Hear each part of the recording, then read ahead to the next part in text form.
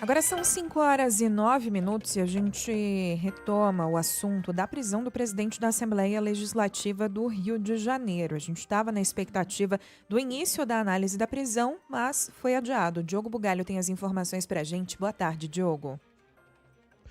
Boa tarde, Nadédia. Boa tarde, Débora. É isso, ficou para segunda-feira a reunião da Comissão de Constituição e Justiça da Alerj, que começa a analisar a prisão do presidente da casa, Rodrigo Bacelar. A gente relembra, ele foi detido na quarta-feira por suspeita de ter vazado informações sobre uma operação que prendeu outro político, o ex-deputado TH Joias. A sessão da CCJ estava marcada para hoje às 15h, mas foi adiada a pedido da defesa de Rodrigo Bacelar, que, de acordo com o regimento, tem 48 horas para se preparar, então, para essa reunião. A sessão na segunda-feira vai começar às 11 da manhã e a primeira etapa é escolher um relator. A CBN apurou que a tendência é que o deputado Rodrigo Amorim, do União Brasil, seja o indicado para essa posição. Ele é bem próximo a Rodrigo Bacelar e vai ser o responsável por redigir um parecer contrário ou favorável à prisão do presidente da casa.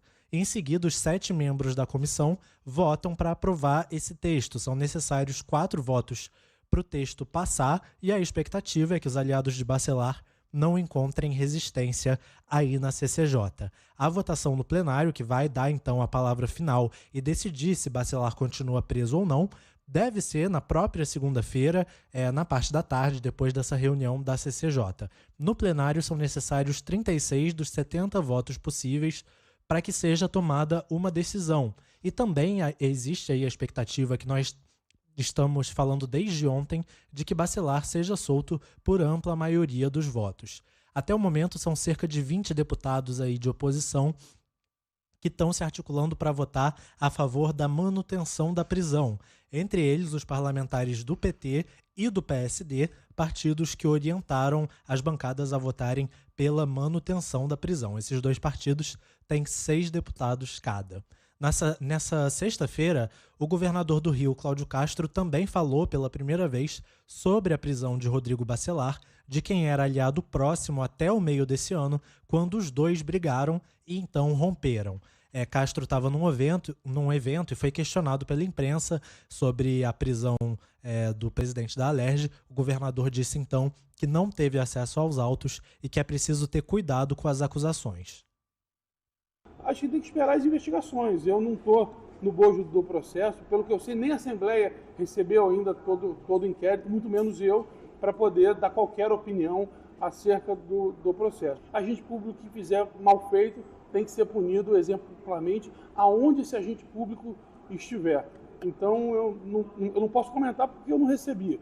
Mas, lembrando que já aconteceu no meu mandato, o secretário preso, todo mundo, teve todos os jornais, e acho que 40 ou 60 dias depois foi tudo trancado por falta de prova. Então a gente tem que realmente ter um cuidado nessas análises. Obrigado, gente. Aí o governador Cláudio Castro falando sobre a prisão de Rodrigo Bacelar. O governador falou ainda sobre a manobra política que tirou o mandato do ex-deputado TH Joias. A gente lembra, TH é o pivô desse caso que levou à prisão de Rodrigo Bacelar. O TH era suplente, estava ocupando uma cadeira na Alerj interinamente por causa de outros deputados que se ausentaram, inclusive um deputado que morreu, outro deputado que assumiu uma secretaria no governo de Cláudio Castro, e quando o TH foi preso, então Castro exonerou esse secretário para que ele pudesse voltar à Assembleia Legislativa e então TH saísse do cargo, perdesse o mandato dele. Foi considerada aí uma manobra para limpar a imagem da Alerj nesse momento de crise da prisão de um dos deputados. O ministro Alexandre de Moraes, que solicitou a prisão de Rodrigo Bacelar, também pediu explicações sobre essa manobra e o governador do Rio disse que já enviou essas explicações para o Supremo e que tudo ocorreu dentro da legalidade, na relação normal aí entre o Legislativo e o Executivo. Enquanto tudo isso acontece, também corre em paralelo um processo no Tribunal Superior Eleitoral que pode levar à cassação dos dois, de Cláudio Castro e de Rodrigo Bacelar. Essa ação não tem relação com o caso que levou à prisão do presidente da Alerj nessa semana, e o que está em pauta no TSE são contratações irregulares na Fundação CEPERJ e na UERJ, Universidade Estadual do Rio de Janeiro, durante a campanha eleitoral de 2022. A novidade nesse caso é que o ministro Antônio Carlos Ferreira pediu a prorrogação de um pedido de vista, o que faz com que o julgamento fique travado por pelo menos mais 30 dias, só que esse período vai ser ainda maior por causa do recesso do judiciário. A retomada vai acontecer, portanto, só no início de 2026, sem data definida. O relatório, nesse caso, lá no julgamento no TSE, aponta pela cassação e pela inelegibilidade de Castro e de Bacelar. Os ministros do tribunal, então, também estão analisando esse caso, mais uma denúncia aí contra o governador do Rio e o presidente da Alerj, Nadédia e Débora.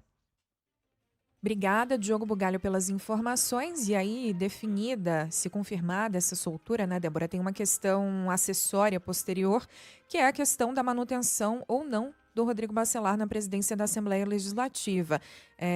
Tem uma questão ali de regulamento, se o afastamento fosse considerado definitivo, ele não poderia legalmente retomar a presidência. Se fosse considerado provisório, os parlamentares poderiam mantê-lo lá, mas tem uma apuração do comentarista de política da Globo News, Otávio Guedes, de que, primeiro, que o temor em relação ao STF deixaria esse placar mais apertado pela soltura, e segundo, que o STF impediria Bacelar de reassumir a presidência da Alerj se ele saísse da cadeia. O blog dele no G1 apurou com autoridades que trabalham no caso que a possível soltura não vai levá-lo de volta à presidência da Assembleia. Inclusive, essa deve ser uma medida cautelar imposta se ele for solto. Tem até a aspa aqui de uma autoridade: ele não voltará a presidir a Alerj nessa vida. É a apuração do Otávio Guedes, o que já nos dá indícios aí sobre o futuro político, né, de Rodrigo Bacelar, que poderia vir até mesmo a ser governador. Tinha essa expectativa.